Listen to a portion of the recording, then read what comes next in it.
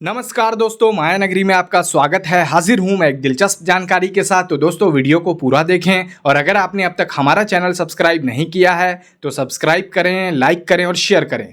हम अक्सर बॉलीवुड सितारों की कहानियां सुनते हैं जिनकी शादी के बाद उनके करियर को नुकसान हुआ। यही वजह है कि 1970 और 1980 के दशक में कई बॉलीवुड अभिनेताओं ने अपनी शादियों को गुप्त रखा।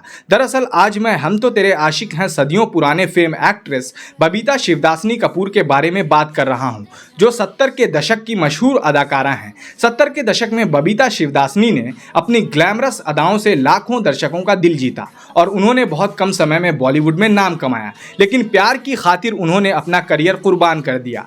अफसोस की बात यह है कि जिस शख्स के लिए उन्होंने अपना करियर छोड़ा, उन्होंने ही उन्हें छोड़ दिया। बबीता शिवदासनी का जन्म 20 अप्रैल 1948 को पाकिस्तान के कराची में एक सिंधी परिवार में हुआ था। भारत और पाकिस्तान के विभाजन के दौरान उनका परिवार भारत में बस गया था और वो बचपन से ही अभिनेत्री बनने का सपना देखती थीं। 18 साल की उम्र में बबीता ने फिल्म 10 लाख से हिंदी सिनेमा में डेब्यू किया, लेकिन ये फिल्म बॉक्स ऑफिस पर अच्छा प्रदर्शन नहीं कर पाई। हालांकि 1967 में उन्होंने राजेश खन्ना के साथ फिल्म राज में काम किया, जिसने उन्हें जल्द ही स्टारडम तक पहुंचा दिया। जितेंद्र के साथ उनकी फिल्में भी सुपरहिट रहीं, जिससे बबीता बॉलीवुड में एक प्रमुख हस्ती के रूप में स्थापित हो गईं।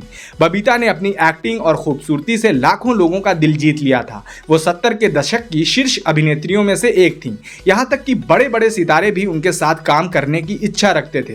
हालांकि अपने करियर के चरम पर उन्होंने एक ऐसा फैसला लिया जो उनके लिए दर्दनाक साबित हुआ। रणधीर कपूर और बबीता की पहली मुलाकात 1969 में फिल्म संगम के सेट पर हुई थी। इसी फिल्म से उनकी बातचीत शुरू हुई और वो एक दूसरे से अक्सर मिलने लगे और आखिरकार प्यार में पड़ गए। हालांकि उनका रिश्ता कुछ वक्त तक ही चला। जब रणधीर कपूर के पिता राज कपूर को उनके अफेयर के बारे में पता चला तो उन्होंने उनसे पूछा, आप उनसे शादी करना चाहते हैं, हाँ या नहीं। इसके बाद उनके परिवारों ने उन पर शादी करने का दबाव डाला और वो 6 नवंबर 1971 को शादी के बंधन में बंध गए। हालांकि उस समय दोनों में से किसी का भी शादी करने का इरादा नहीं था। शादी के बाद बबीता और रणधीर 2 बेटियों करिश्मा और करीना के माता पिता बने। इसके बाद बबीता ने अपना करियर छोड़कर घर संभालने पर ध्यान देने का फैसला किया था। हालांकि एक्ट्रेस की शादीशुदा जिंदगी ज्यादा समय तक ठीक से नहीं चल पाई।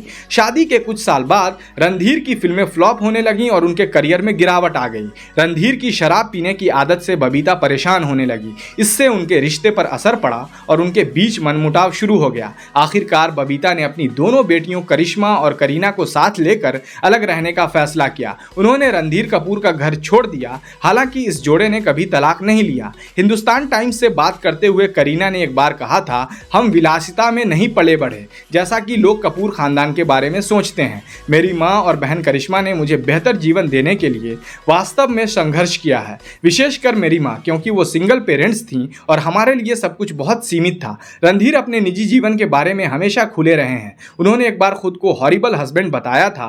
2016 में टाइम्स ऑफ इंडिया के साथ एक इंटरव्यू में उन्होंने कहा था कि उन्होंने यानी बबीता ने दोबारा शादी नहीं की है और न ही उनका इरादा है, न ही मैं ऐसा कर रहा हूँ। वो मेरी पत्नी बनी रहेंगी और मैं उसका न सुधरने वाला भयानक पति बना रहूंगा। हालांकि बाद में दोनों साथ रहने लगे। तो दोस्तों कैसी लगी ये दिलचस्प जानकारी हमें कमेंट कर जरूर बताएं। फिर हाजिर रहूंगा ऐसी ही एक दिलचस्प जानकारी के साथ। बने रहिए माया नगरी के साथ। नमस्कार।